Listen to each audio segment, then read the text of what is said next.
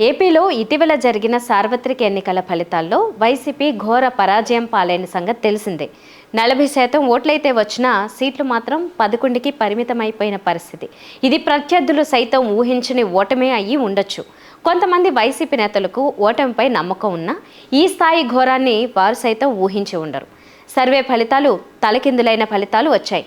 అయితే ఏపీలో వైసీపీ ఈ స్థాయిలో ఘోర ఓటమికి సలహాదారుల పాత్ర అత్యంత కీలకంగా మారిందనే కామెంట్లు ఆఫ్ ద రికార్డ్ బలంగా వినిపిస్తున్నాయి. ఈ విషయంలో సజ్జల పేరు ప్రముఖంగా ప్రస్తావిస్తున్న పరిస్థితి.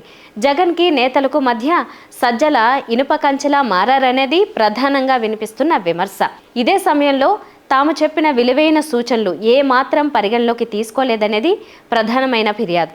ఉదాహరణకు ఇటీవల పార్టీ ఓటమిపై పర్ఫెక్ట్ పోస్ట్ మార్టం చేసినట్లుగా ఒక వీడియో విడుదల చేశారు కాసు మహేష్ రెడ్డి.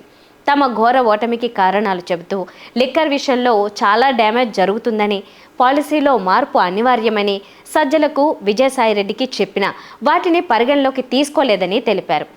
ఈ విషయంలో ఎలాంటి మొహమాటాలకు పోకుండా ఓపెన్గా అసలు విషయం చెప్పేశారు.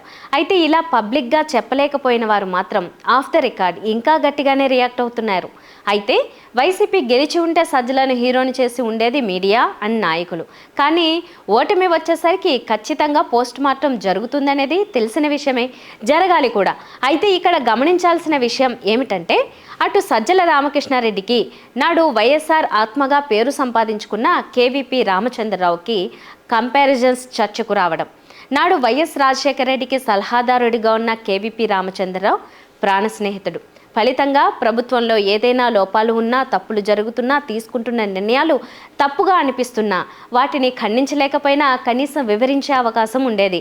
రాజా, ఈ ఆలోచన సరైంది కాదేమో, ఒకసారి పునరాలోచిస్తే బెటర్ ఏమో చూడు అని వైఎస్ఆర్కి కనీసం సలహా ఇవ్వగలిగే స్థాయి నాడు కేవీపీకి ఉండేదని అంటారు. ఫలితంగా తనతో పాటు కేబినెట్ మొత్తం కలిసి తీసుకున్న కొన్ని నిర్ణయాలను నాడు వైఎస్ఆర్ పునఃసమీక్షించుకునేవారని, ఫలితంగా డ్యామేజీ జరగకుండానే జాగ్రత్త పడేవారని చెప్తారు.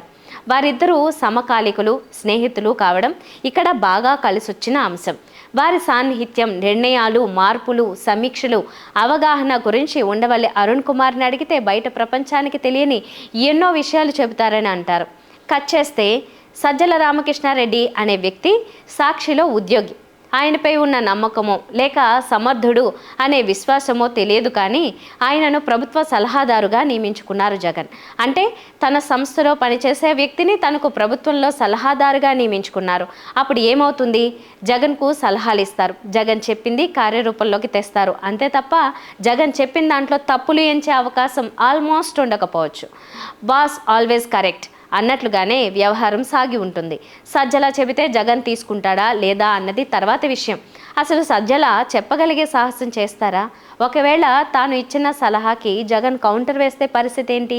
ఒకేసారి తండ్రి కొడుకుల ఇద్దరి ఉద్యోగాలకు ఎసరు వచ్చే ప్రమాదం ఉంది కదా అనేవి సజ్జల సందేహాలు, భయాలు అయి ఉండొచ్చు. ఇలా సజ్జల సేఫ్ గేమ్ ఆడే అవకాశం ఉంది. ఫలితంగా జరగాల్సిన డ్యామేజ్ జరిగిపోయింది. ఇక్కడ జగన్ గమనించాల్సిన విషయం ఏంటంటే, నాయకుడు ఏదైనా తప్పుగా ఆలోచిస్తున్నా, ప్రజామోదం కాని నిర్ణయాల దిశగా పావులు కదుపుతున్నా జగన్ ఇది కరెక్ట్ కాదేమో ఒకసారి ఆలోచించు, దీని పర్యవసానాలు చాలా తీవ్రంగా ఉండే అవకాశం ఉంది అని చెప్పగలిగే సలహాదారుడో, సన్నిహితుడో జగన్ పక్కన లేకపోవడమే ఈ భారీ డ్యామేజీకి కారణం అని అంటున్నారు పరిశీలకులు.